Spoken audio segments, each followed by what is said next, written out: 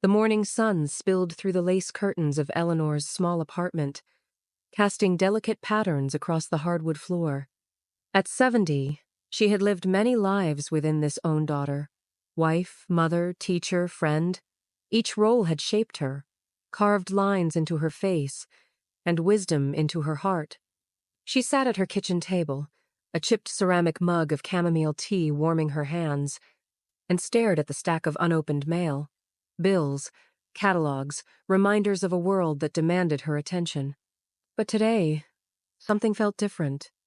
A quiet rebellion stirred within her, a whisper that had grown louder with each passing year.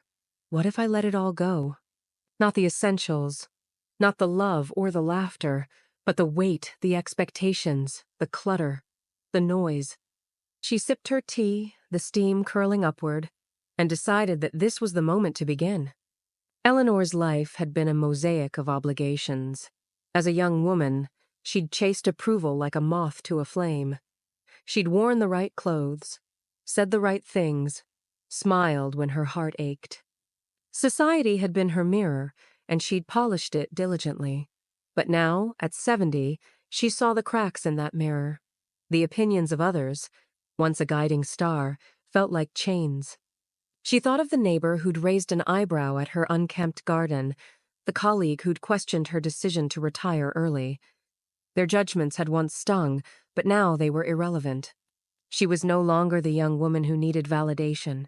She was Eleanor, whole and enough, her worth woven into the tapestry of her experiences. She rose from the table, grabbed a pair of gardening gloves, and stepped outside. The garden was hers to shape or not. If she wanted wildflowers to spill over the edges, that was her choice. If the roses withered, so be it. She dug her hands into the soil, feeling its cool, grounding weight, and smiled. This was freedom. The garden led her to the house itself, a repository of decades. Eleanor had always been a keeper of memories, of things. Her closets brimmed with dresses she hadn't worn since the 80s. Her shelves groaned under the weight of knickknacks. Each item had a story. The vase from her mother's estate, the scarf her daughter had given her one Christmas. But as she stood in the living room, surrounded by these relics, she felt their burden. They weren't just objects. They were anchors, tethering her to a past that no longer fit. She remembered the example of her friend Clara, who, at 75, had downsized to a tiny cottage, keeping only what sparked joy. Clara's home was a sanctuary, uncluttered and alive with possibility. Eleanor wanted that lightness. She began with the vase, wrapping it carefully for donation. Then the scarf, soft but unworn, joined a pile for the local shelter. With each item she released, the house seemed to breathe easier, and so did she. The act of letting go was not loss but liberation. A clearing of space for new moments, perhaps a painting class, a trip to the coast, or simply room to dance in her living room. As she sorted through her possessions, Eleanor's thoughts turned to the people in her life.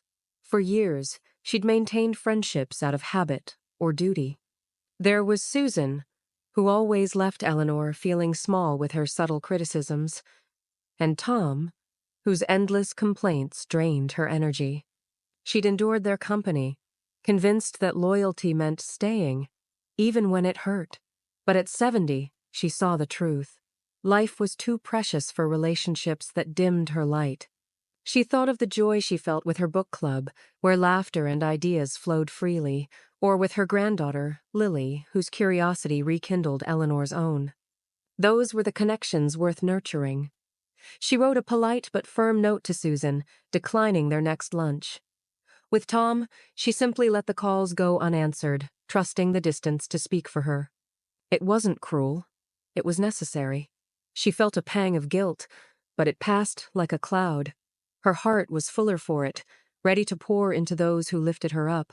The shedding of toxic ties brought Eleanor to a deeper reflection. Her appearance.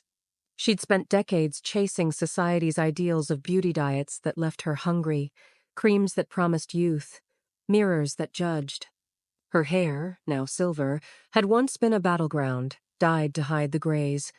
Her wrinkles, earned through laughter and tears, had been enemies. But standing before her bathroom mirror, she saw something new, a face that told her story. Each line was a chapter, each gray hair a badge of survival. She thought of the women she admired, her grandmother, with her warm, weathered hands, her friend Maya, who at 80 wore bright scarves and laughed without apology. Their beauty wasn't in perfection, but in presence. Eleanor tossed out the anti-aging serums, let her hair fall naturally. She bought a red dress, not because it flattered, but because it made her feel alive. Beauty, she realized, was authenticity, and she was finally free to embody it. This newfound freedom extended to her time. Eleanor had always been busy teaching, volunteering, hosting, but some activities had lost their spark. The Historical Society, once a passion, now felt like a chore. The weekly bridge game was more obligation than joy. She'd clung to these routines, afraid that letting go meant losing herself. But at 70, she saw that identity wasn't tied to what she did, but who she was. She resigned from the society, her letter gracious but final. Bridge nights became evenings with a novel or a walk by the river. In their place, she discovered new loves, a pottery class where her hands shaped clay into wonky but heartfelt bowls, a journal where she wrote stories she'd never shared. Each choice was a step toward a life that felt true. She wasn't abandoning her past, but evolving, making room for the woman she was becoming. Eleanor's evolution brought her to a painful but necessary truth. Not all relationships could be salvaged. Her sister, Margaret, had always been a source of tension. Their conversations were laced with old resentments, unspoken grudges that festered. Eleanor had tried for years to bridge the gap, but each attempt left her wounded. At 70, she faced the reality that some bonds, even familial ones, were too heavy to carry. She didn't cut Margaret off with anger, but with clarity. She wrote a letter, expressing love but setting boundaries. She'd be there for emergencies, but the daily strain was over. The decision was wrenching, yet it freed her. She poured her energy into Lily, into friends who reciprocated her warmth. Her heart, once bruised, began to heal in the presence of those who cherished her. As she let go of what no longer served her, Eleanor confronted another weight: comparison. She'd spent years measuring herself against others' colleagues with bigger houses, friends with exotic travels. Even now, she caught herself envying Clara's vitality or Maya's confidence. But comparison, she realized, was a thief. It stole her joy, diminished her unique path. She thought of her life, the students she'd inspired, the family she'd nurtured, the quiet moments of courage. No one else could claim that story. She began a practice of gratitude, noting 3 things each day that made her life hers: the scent of rain, Lily's laughter, the weight of a good book. The habit shifted her focus inward, grounding her in her own worth. She was enough, not because she outshone others, but because she was Eleanor. This shift led her to her goals. In her youth, she'd dreamed of writing a novel, climbing the career ladder, traveling the world. Some dreams she'd achieved, others had faded. But at 70, she saw that clinging to old ambitions was like wearing shoes that no longer fit. The novel, once a burning desire, now felt like pressure. She didn't want to write for acclaim, but for herself. She started small, penning vignettes about her childhood, her students, her garden. The act was joyful, not because it led to publication, but because it was hers.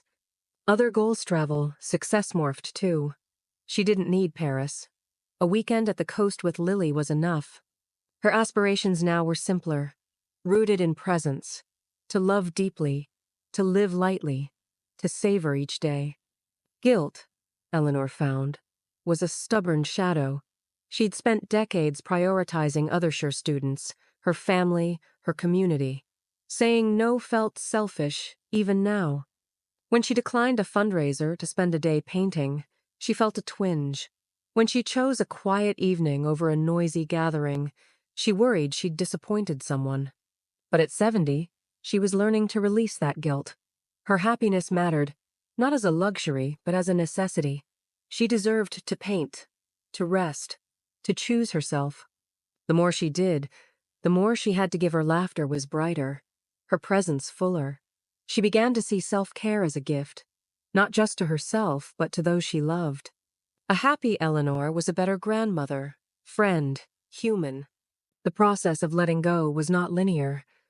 Some days, Eleanor slipped back into old habits, worrying about a neighbor's comment, holding on to a dress for nostalgia.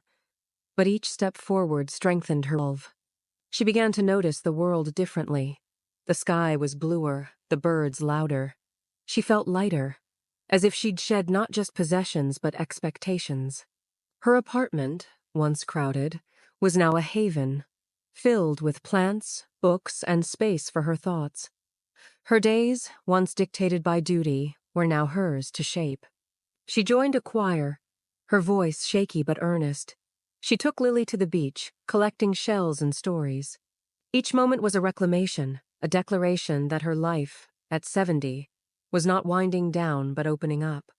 Eleanor's journey brought her to a new kind of courage.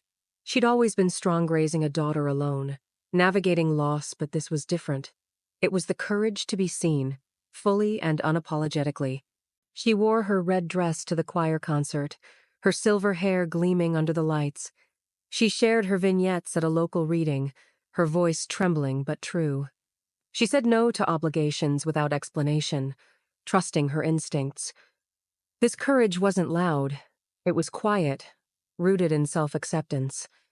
She was no longer the woman who needed to please or prove. She was Eleanor, living for herself, and that was enough. As she embraced this authenticity, Eleanor found unexpected joy in connection. Letting go of toxic ties and outdated roles had cleared space for deeper bonds. She and Lily grew closer, their conversations a blend of wonder and wisdom. Her book club became a second family, their discussions a tapestry of laughter and insight. Even strangers felt like Kina Barista, who shared her love of poetry, a potter who praised her lopsided bowl. These connections, unforced and genuine, reminded her that belonging didn't require perfection. It required presence, and she had that in abundance. The seasons changed, and so did Eleanor. She was not done growing, not at 70 or beyond. Each day offered a chance to learn, to choose, to become. She took up yoga, her body stiff but willing. She planted a vegetable garden, marveling at each sprout. She wrote letters to friends, not out of duty but delight. Her life was no longer a checklist but a canvas, each choice a brushstroke. She felt a peace she hadn't known in decades, a sense that she was exactly where she belonged. The world, with its demands and judgments, faded into the background. What mattered was this moment, this breath, this life. Eleanor stood on her porch one evening, the air cool and fragrant with jasmine. The stars were bright, a reminder of the vastness she was part of. She thought of the girl she'd been, the woman she'd become, the years that had shaped her. She'd carried so much fear, doubt, duty, but now she was laying it down. Not with regret, but with gratitude, for it had led her here. At 70, she was not finished, but beginning, stepping into a life of her own making. She closed her eyes, let the night wrap around her, and smiled. The journey was hers, and it was beautiful.